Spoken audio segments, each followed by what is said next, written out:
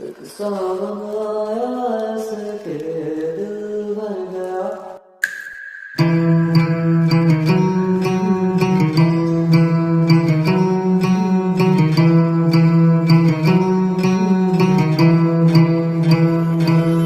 ایک ساون آیا ایسے کہ دل بھر گیا. السلام علیکم دوستو، ویلکم بیک. دوستو آج کے اس ولاگ میں میں جا رہا ہوں اپنے شہر منجن آباد سے. ساتھ ایک ٹاؤن ہے جس کا نام ہے منڈی صادق گنج. تو منڈی صادق گنج میں ایک مٹھائی والی دکان ہے جس دکان کا میسو بہت ہی مشہور ہے. بہت دور دور سے لوگ آتے ہیں یہاں پہ میسو کھانے کے لیے، اور جو بندہ ایک دفعہ اس دکان سے میسو کھا لیتا ہے وہ بندہ اس میسو کا فین ہو جاتا ہے. تو آج میں جا رہا ہوں منڈی صادق گنج میسو کھانے کے لیے، اور ساتھ آپ کو بھی دکھاتے ہیں اور آپ کو اس دکان کی ایگزیکٹ لوکیشن بتائیں گے، تاکہ یہ ویڈیو دیکھنے کے بعد آپ کے اندر کے جراثیم کو حرکت کریں تو آپ کو پتا ہو کہ دکان کہاں پہ ہے، میسو کہاں سے ملے گا، کیسے کیسے، تو آپ بھی جا کے کھا سکیں. تو کیا بولتے ہو، چلیں؟ چلو.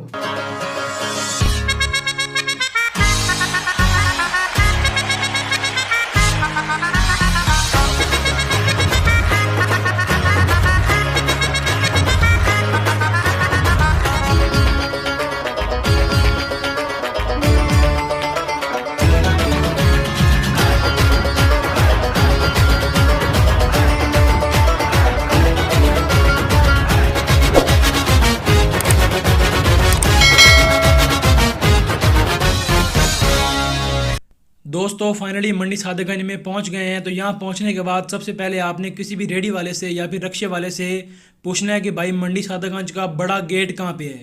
بڑا گیٹ وہ آپ کو راستہ بتا دے گا، تو آپ نے بڑے گیٹ کے پاس پہنچ جانا ہے. ایک تو منڈی صادق گنج کا میسو بہت مشہور ہے، بہت دور دور سے لوگ آتے ہیں یہاں پہ کھانے کے لیے، اور منڈی صادق گنج میں اور بھی بہت سی چیزیں ہیں دیکھنے کے لیے اور دکھانے کے لیے. تو چلو آگے.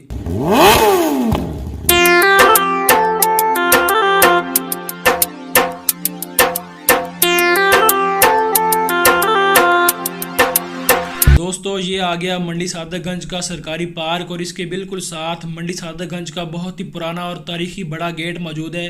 وہاں چلتے ہیں.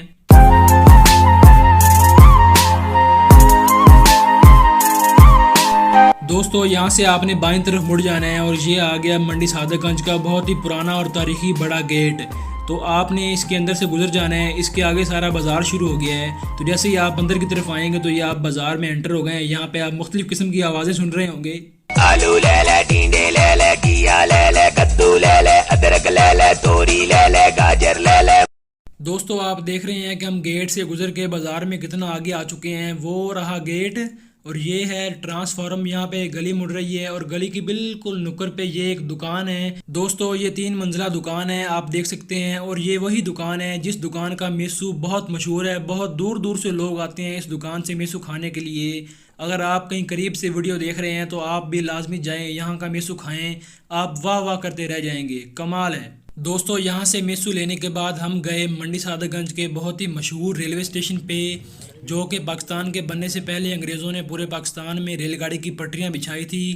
تو اب ہم چل کے دیکھتے ہیں کہ فی الحال ان پٹریوں کا اور اس مشہور ریلوے اسٹیشن کا کیا حال ہے. چلو آپ کو بھی دکھاتے ہیں. دوستو آپ اس ریلوے اسٹیشن پہ یہ دیکھیں ایک ٹینکی دیکھ رہے ہیں. اصل میں یہ ٹینکی نہیں ہے. آپ نے سنا ہوگا کہ پرانے زمانے میں ریل گاڑیاں بھاپ والے انجن پہ چلتی تھی. تو یہ ایک بوائلر ہے. اس میں پانی کو بہت ہائی ٹمپریچر پہ ابالتے تھے، اور پانی کو ابالنے کے بعد جو بھاپ بنتی تھی اس کو وہ جو پائپ آ رہے ہیں اوپر سے نیچے، ان پائپوں کے ذریعے ریل گاڑی کے انجن میں بھرتے تھے. اور وہ ریل گاڑیاں اس بھاپ کو as a fuel, as a petrol استعمال کرتی تھی اور چلتی تھی. اس لیے ہم کہتے تھے کہ یہ ریل گاڑی بھاپ والے انجن پہ چلتی ہے. دوستو اس ریلوے اسٹیشن پہ ایک بوائلر یہ لگا ہوا ہے جو ریل گاڑیوں میں بھاپ بھرتا تھا، اور ایک بوائلر وہ آگے ہے. آگے چلتے ہیں. یہ دیکھیں بہت پرانا لکھا ہوا ہے منڈی صادق گنج. دوستو یہ ہیں کافی سارے کمرے بنے ہوئے. یہ سواریوں کے سٹے کرنے کے لیے کمرے تھے.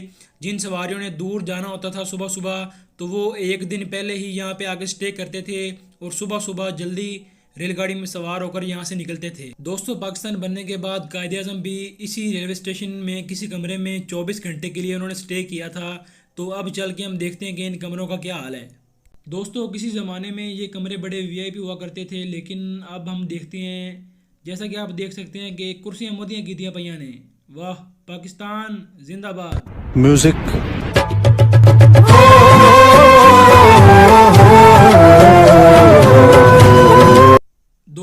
शहरों के रेलवे स्टेशन से एक ही वक्त में काफ़ी सारी रेलगाड़ियाँ गुजरती हैं। उन शहरों में ये एक गोल चक्कर बनाया जाता है उन रेलवे स्टेशन पे।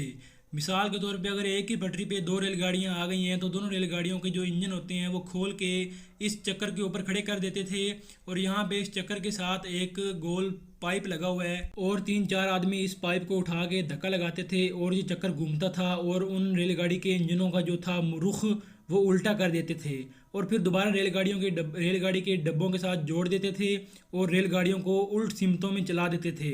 एक रेलगाड़ी जाती थी पीछे इंडिया की तरफ और एक रेलगाड़ी आगे बहावलपुर की तरफ। जब इस गोल चक्कर के ऊपर रेलगाड़ियों के इंजन खड़े हो जाते थे तो इसको घुमाना बहुत मुश्किल था, तो 3-4 आदमी इसको घुमाते थे मिलके, उनकी ड्यूटियाँ लगी हुई थी यहाँ पे।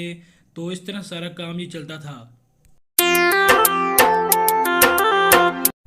दोस्तों अक्सर रेलवे स्टेशन पे ये गियर, ये हैंडल लगे होते हैं और ये हैंडल रेलगाड़ी की पटरियों को हरकत में लाने के लिए होते हैं।